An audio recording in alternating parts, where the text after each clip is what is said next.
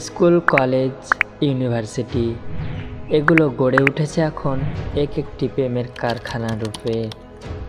এখান থেকেই শুরু হয় প্রেম প্রীতির আলাপ, এখান থেকেই ছড়ায় সমাজের অশ্লীলতা ও বেহায়াপনা।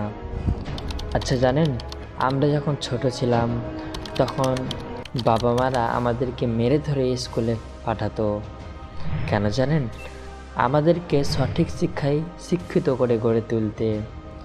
সেম কাজটা সেম নিয়মে এখনও চলে, শুধু পার্থক্য এতটুকুই, আগে বাড়ি থেকে এসে সোজা স্কুলে ঢুকতাম এবং স্কুল থেকে ডাইরেক্ট বাড়ি যেতাম।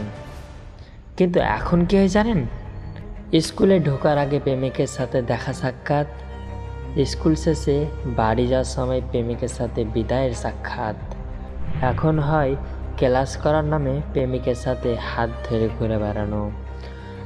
আরেকটু লক্ষ্য করবেন, আমাদের স্কুলের আশেপাশে কিছু মানুষ নামক কুত্তাগুলো রাস্তায় দাঁড়িয়ে থাকে এবং ওই কুত্তাগুলো আমাদের বোনদেরকে, আমাদের মাদেরকে, আমাদের মেয়েদেরকে ডিস্টার্ব করে। এই কুত্তাগুলোকে যতদিন না শিক্ষা দেওয়া হবে, আমাদের সমাজ থেকে অশ্লীলতা দূর হবে না, আমাদের সমাজ ঠিক হবে না। তাই আমাদের উচিত সমাজকে ঠিক করা।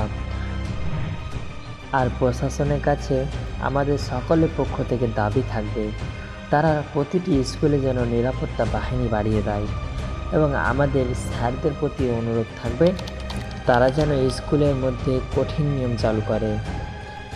আজকের মতো আমার ভিডিও এই পর্যন্তই। ভালো থাকবেন, সুস্থ থাকবেন, আবার দেখা হবে অন্য কোনো ভিডিওতে।